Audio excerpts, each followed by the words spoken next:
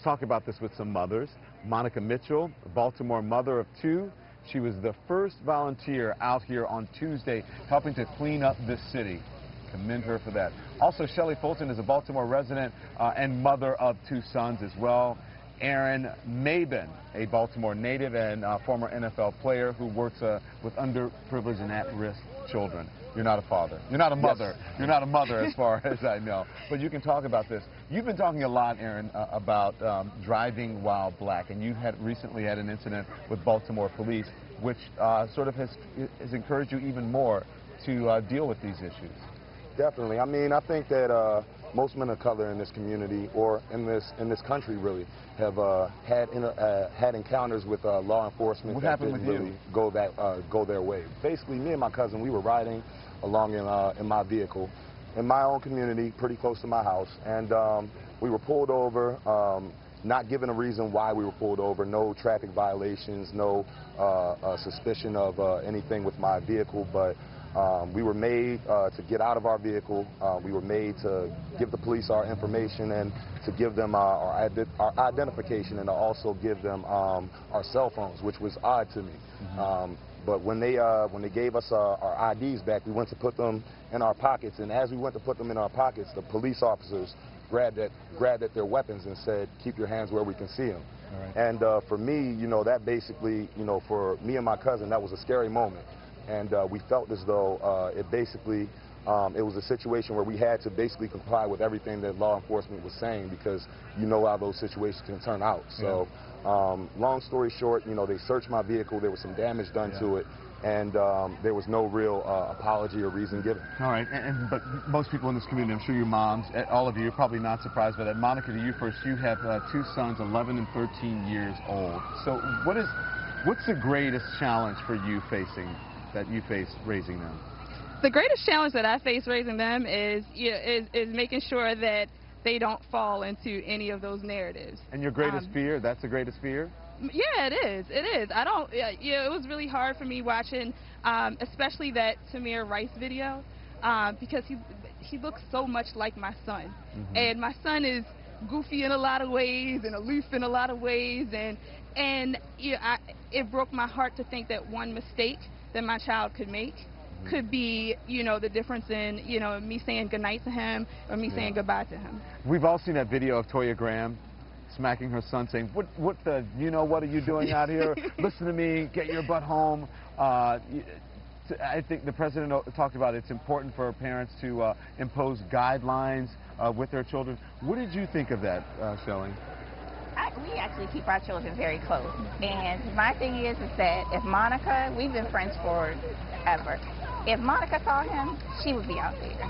Yeah. If my sister saw him, we would be out there. It's not acceptable for us not to go and get our kids. What do you think? I pointed to look at that mom. What do you think of that mom?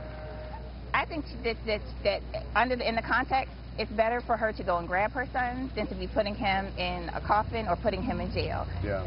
We need more parents to go out there. As a teacher, we need our parents to go out there and be active. I'm a teacher. I need you to come into the school. If I'm calling you, I need you to come and be accountable for your child. She is being accountable for her child. And however you may want to look at it, she may not have needed to put her hands on him, but she needed to go out there and make him accountable. And I probably would too. But I'm trying to be politically correct. Yeah, but and the mother in me would have come out that day, and I would have to apologize later. My mom would come out with a strap, with my dad's belt, and then she'd say, wait till you get home, and then you're going to have to deal with your dad. Do you see moms in that situation, or moms dealing with their kids in that way, and who are, I would like to call her, we say tiger mom. She's a lioness. My mom was definitely one of those type of moms. So, I want to see more mothers out there.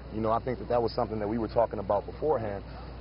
Why weren't more parents out there grabbing their children? If you know what your child looks like with a ski mask on, and can identify them, then you know what your child looks like with a hoodie on. You know what your child looks like, coming home from school, what kind of book bag they're wearing. And we were out there in the communities, with these kids. Well, you can answer that question. Why weren't, but since you work with kids, why weren't more parents out there?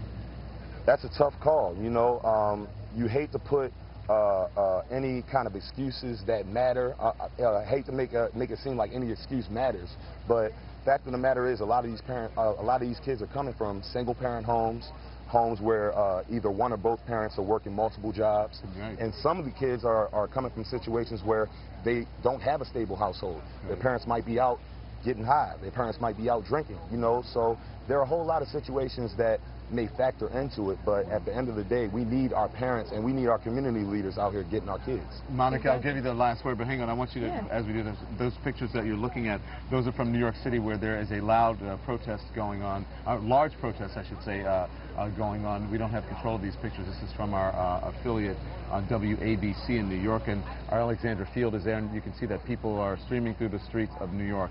As we're talking about parenting here in the context of these protests, I'll give you the last word here. What should we be doing, Monica? You know, I love to teach my kids how to think and not what to think.